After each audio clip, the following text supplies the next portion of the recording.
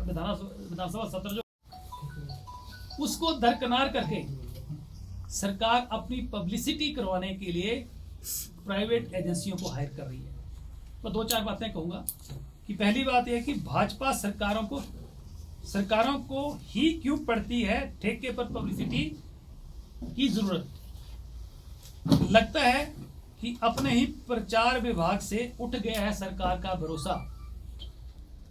तीसरा, पूर्व में जो भाजपा सरकार रही है उस सरकार के समय भी परफेक्ट रिलेशंस नामक कंपनी को दिया गया था सरकार की छवि ठीक करने का ठेका और विभाग को किया गया था दरकिनार। नतीजा सबने देख लिया था। परफेक्ट रिलेशन कंपनी एक केंद्रीय नेता के रिश्तेदार की एक कंपनी थी और जिस पर सरकार ने करोड़ों रुपए लुटाए थे। अब फिर चहेतों को लाभ पहुंचाने के लिए सरकार ने दिया है टेंडर इनवाइट किया है। भाड़े के लोग जनता के बीच जाकर अपना परिचय देंगे या फिर सरकार की योजनाएं बताएंगे। जनता के सवालों का जवाब कौन देगा। लगता है कि जनता के साथ दिलों के तार जोड़ने में नाकाम रही प्रदेश सरकार को अब भाड़े की पब्लिसिटी का सहारा लेना पड़ रहा है। जब भाड़े की कंपनी सरकार की छवि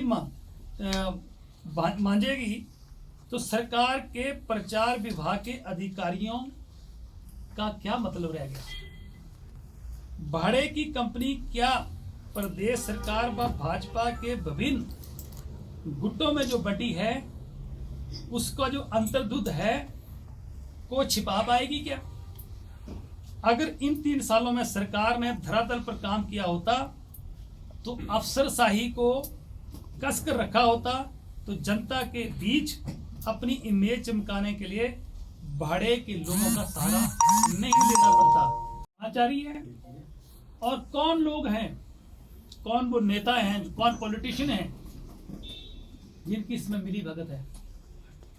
आखिरी इस यूनिवर्सिटी को लेकर मेरा ये प्रश्न है कि क्या इन्वेस्टिगेटिंग एजेंसी SIT जो है उसने इस बात की तहकीकात करी है कि 2008 में जब प्रदेश में भाजपा की सरकार आई और उस सरकार ने विधानसभा के अंदर प्राइवेट यूनिवर्सिटी एक्ट लेके आई और उस एक्ट में प्रावधान था कि कोई भी प्राइवेट विश्वविद्यालय खोलना है तो उसके लिए 50 बीघा जमीन शर्त तय 50 बीघा जमीन चाहिए। इस यूनिवर्सिटी के पास 30 बीघा जमीन थी। एक बार LOI रिजेक्ट हुई, दूसरी बार मामला रिजेक्ट हुआ। हमने कहा कि तीसरी बार क्या लेन देन हुआ, क्या डील हुई कि शर्तें पूरी ना होने के बावजूद भी इस यूनिवर्सिटी को इजाजत देगी, मान्यता दे देगी। आज हम बार बार कह रहे हैं इस मामले को CBI के हवाले करो। दूसरा, हम बार बार मांग कर रहे हैं कि सरकार का जो सरकारी तंत्र है उसने केस को जानबूझकर भी किया, उसकी वेल हुई और उसका सबूत ये है कि वो दूसरे किसी भी हायर कोर्ट में नहीं गए। एक आदमी सरकारी कर्मचारी अगर उसकी ट्रांसफर का मामला होता, उसका नौकरी का मामला होता, सरकार सुप्रीम कोर्ट पहुंच जाती है। ये इतना बड़ा मामला हो गया और सरकार हाई कोर्ट में नहीं गई, तो ये प्रश्न चिन्ह अपने आप खड़ा होता है। और दूसरा, आपने बहुत अच्छा प्रश्न किया कि अगर मानव भारती विश्वविद्यालय में इतनी बड़ा फर्जी डिग्री वाड़ा मिला है तो सरकार को चाहिए कि दूसरी यूनिवर्सिटी की भी जांच करवाए। हम उसकी भी मांग करते हैं कि दूसरे विश्वविद्यालय जो है उनकी भी जांच होनी चाहिए कि कहीं ऐसा तो नहीं कि दूसरी जगह भी ऐसा फर्जीवाड़ा चल रहा हो। जहां तक दूसरे साथियों का प्रश्न है, विधानसभा में हमने सबने मिलकर ये मामला उठाया था। और रही मेरी पर्सनल रंजिश की बात, मेरी पर्सनल रंजिश किसी से नहीं है। मुझे अपने प्रदेश के एक नौजवान का जो इंटरेस्ट हैं, उनके जो हक हैं, उनकी रक्षा करनी है। मैं एक चुनाव प्रतिनिधि हूं और चुने प्रतिनिधि के नाते ये मेरी जिम्मेवारी बनती है कि हिमाचल प्रदेश के अंदर किसी भी व्यक्ति के साथ अन्याय होगा। मुझे आप बताइए कि एक आदमी PhD डिग्री करते करते उसके बाल सफेद हो जाते हैं, घर वाले लोन लेके उस बच्चे को पढ़ाते हैं, और एक आदमी जाता है, उसके पास पैसे होते हैं, पैसे देता है और डिग्री लेके आ जाता है। तो ये तो बहुत बड़ा, इससे बड़ा क्राइम कोई नहीं हुआ। किसी भी विश्वविद्यालय के अंदर फर्जी डिग्रियों का धंधा होना, उससे बड़ा, देखो ये तो हिमाचल प्रदेश के नहीं, पूरे देश के नौजवानों का मॉरल गिराने वाली बात है कि एक आदमी आता है और डिग्री लेके, पैसे देके डिग्री लेके चला जाता है, उसको जो है वो डिग्री प्राप्त करता है। तो ये बहुत बड़ा ये जो स्कैंडल हुआ, और पार्टी के आदेश के मुताबिक उठा रहे हैं। पार्टी इसमें बिल्कुल भीगे एमएलए और एक वाइस प्रेसिडेंट के नाते, मैं एक जिम्मेवार नागरिक होने के नाते मैं मामला उठा रहा हूं और आगे भी उठाता रहूंगा जब तक मामला उजागर ना हो, जब तक मामला सामने ना आए। अंदर अंदर क्या चल रहा है पता नहीं लगता है।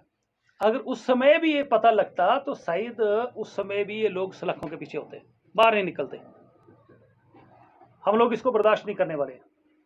कोई बड़ा आदमी हो चाहे छोटा हो, गलत काम और ऐसे फर्जीवाड़े हिमाचल प्रदेश का नाम जो है वो डुबो के रख दिया। और आज इतनी जलालत हिमाचल प्रदेश में हो रही है कि फर्जी डिग्रियों के धंधे हिमाचल प्रदेश में हो रहे हैं। ये ठीक कहा इन्होंने कि ये एक यूनिवर्सिटी का प्रश्न नहीं है, और भी यूनिवर्सिटियों की जांच होनी चाहिए। बिल्कुल ठीक है। तो बार बार आप ये पूछ रहा हूँ कि 2008 में जब इस यूनिवर्सिटी को इजाजत दी गई तो शर्तों को दरकिनार रख के दी गई। इट मीन्स की सरकार भाजपा की मिली भगत थी कि नहीं थी। नंबर 2, जब ये जो इंक्वायरी हो रही है अभी, इसमें क्या लगता है किसी को, कोई शक है कि ये सरकार जो है, इस पर सरकार का प्रेशर नहीं है कि इस मामले को दबाया जाए? मामला तब दबाया जाता है जब उनके लोग इन्वॉल्व होते हैं। कहीं ना कहीं से प्रेशर है, चाहे दिल्ली से प्रेशर है, चाहे कोई दूसरे राज्य से प्रेशर है, चाहे किसी दूसरे पॉलिटिकल लोगों का इनका प्रेशर है, परंतु प्रेशर जरूर है। अदरवाइज ऐसे मामले में आदमी जेल से बाहर आ जाए, ऐसा संभव ही नहीं है। मैं तो आज भी स्टैंड हूं, यूनिवर्सिटी बंद होनी चाहिए, इसकी सीबीआई जांच होनी चाहिए, इसके ऊपर मैं बिल्कुल स्टैंड हूं। मैं आज भी स्टैंड हूं, कल भी स्टैंड रहूंगा।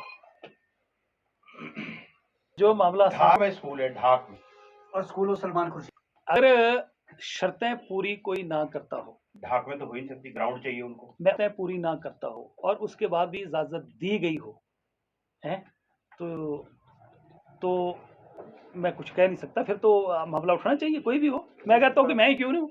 प्रदेश सरकार ने उसमें जो इन्वेस्टमेंट आई है उसमें उसको शो किया है 200 करोड़ का ओपनिंग की उसको इस सरकार ठाकुर जयराम जी ने किया जी ओपनिंग, सीएम साहब ने ओपनिंग की उसको। तो क्या उद्घाटन किया है? पट्टी का ऊपर लगी है कि नीचे लगी गार्ड? 60 गार्ड तो है कहीं। चुनाव में ये ठीक है कि ये सदियों से, जब से लोकतंत्र प्रणाली आई है तब से ये आरोप लगते रहे कि सत्ता बल धन बल का इस्तेमाल हुआ, पर इस बार बड़ा अजीबोगरीब इस्तेमाल हुआ।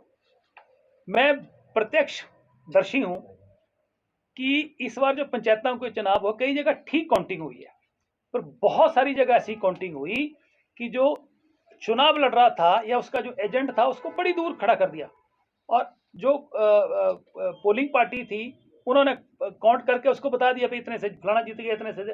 अब उसके सामने वोट चेक हो, मैं चुनाव लड़ रहा हूँ, मेरे सामने यहाँ बंडल बांधे जाएं कि ठीक है जी मेरे बंडल हैं, इधर जा रहे हैं। कोई कुछ नहीं किया, और धक्काशाही हुई है कई जगह, और कई जगह सोशल मीडिया पे चीजें चली हैं।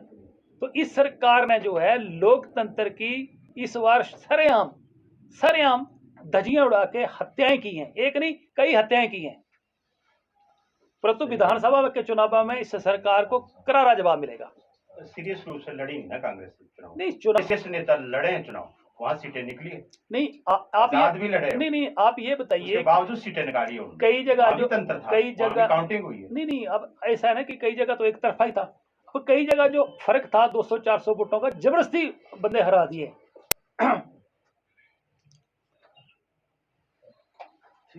मुझे लग रहा है कि प्रतिस्पर्धा, कंपटीशन तो हर पार्टी में है, और गुटबाजी आज की नहीं है, सदियों से, जब से लोकतांत्रिक प्रणाली में हम लोग आए तब से ये चीज़ें चलती आई। आज भाजपा में देखें, अगर मैं बोलना शुरू पे गुट कितने बन गए हैं और कौन कौन क्या क्या हो रहा है, तो छोड़िए। ये गुटबाजी छोटे लेवल पे गुटबाजी नहीं होती है, छोटे छोटे चुनावों में कई बार अपनी अपनी अंडरस्टैंडिंग लोग कर लेते हैं और सरकार का भी प्रेशर रहता है। चलिए जी, ले आइए। तौर पर और हमारी कांग्रेस पार्टी लगातार इस मुद्दे को उठाती रही है, विधानसभा के अंदर भी उठाया और बाहर भी उठाया कि हिमाचल प्रदेश में मानव भारती विश्वविद्यालय जो है उसके माध्यम से हजारों फर्जी डिग्रियां बेची गई हैं और नौजवानों के भविष्य के साथ खिलवाड़ हुआ है। और इस मसले को लेकर विधानसभा के अंदर भी पिछले बजट सत्र के अंदर जो है इस मामले को उठाया गया था और इसको मीडिया में हम लोग लगातार उठा रहे हैं। और उस वक्त जो है 24 फरवरी को जब विधानसभा के अंदर ये मसला उठाया गया था तो उस समय जो है ये प्रदेश के माननीय मुख्यमंत्री श्री जयराम ठाकुर जी ने एसआईटी का गठन किया था जिसमें 4 टीमें बनाई गई थी। अब एसआईटी की जो रिपोर्ट आई है उससे हम बड़े हम हैरानी है हमें कि एसआईटी ने कहा है कि हमने 8 लोगों को गिरफ्तार किया है। 6 लोग तो पहले गिरफ्तार थे और 6 की 6 बेल हो गई है और 2 लोग इन्होंने और गिरफ्तार किए जो मिडल मैन है। हमारा प्रश्न सीधा ये है कि हम शुरू से ही मांग करते रहे कि जब 17 राज्यों में ये डिग्रियां बेची गई, विदेशों में डिग्रियां ये बेची गई हैं, तो ये मामला सीबीआई का बनता है और सीबीआई को मामला देना चाहिए था। और दूसरा मैंने मांग की थी कि इतना बड़ा फर्जीवाड़ा इस यूनिवर्सिटी में चल रहा है, इस यूनिवर्सिटी को तुरंत इसकी मान्यता रद्द होनी चाहिए। भी हमने मांग करी थी, वो भी नहीं हुई। वो यूनिवर्सिटी भी इन्होंने एडमिशन शुरू कर दी, एडमिशन चलाना शुरू कर दी। तीसरा हमारा आरोप ये है कि सरकार की मिली भगत और सरकार के ऊपर कोई दबाव होने की वजह से इस मामले को ठीक तरीके से हैंडल नहीं किया गया। जो बेल हुई है माननीय न्यायालय ने तो एविडेंस के आधार पर बेल दी होगी, परंतु इस मामले को ठीक तरीके से प्लीड नहीं किया गया। अगर उनकी बेल भी हो गई थी तो छोटे से छोटे मामलों को लेकर भी सरकार सुप्रीम कोर्ट पहुंच जाती है, डबल बेंच में पहुंच जाती है।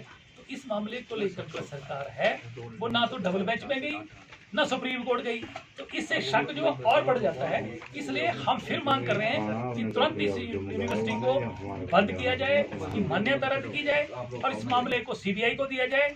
और बहुत सारे लोग, बड़े लोग बेनकाब इसमें होने वाले हैं। और 2008 में जब हिमाचल प्रदेश में भाजपा की सरकार आई थी उस समय ये शर्तें तय हुई थी कि 10 बीघा के पास ही नहीं, उनके पास 30 बीघा थी। 2 वरीय का मामला जो है वो रद्द किया गया, रिजेक्ट हो गया। उसके बावजूद भी इनको इजाजत मिली। कौन लोग थे जिन्होंने इजाजत दी, किसकी मिली, किसने लेन देन किया, क्या एसआईटी ने उन लोगों से भी पूछताछ की है? तो ये सारे के सारे प्रश्न चिन्ह आज खड़े होते हैं जो सरकार को कटघरे में खड़ा दिखा है। और दूसरा मैंने ये कहा है कि तुम्हें भी इन्होंने प्राइवेट एजेंसी हायर की थी, आज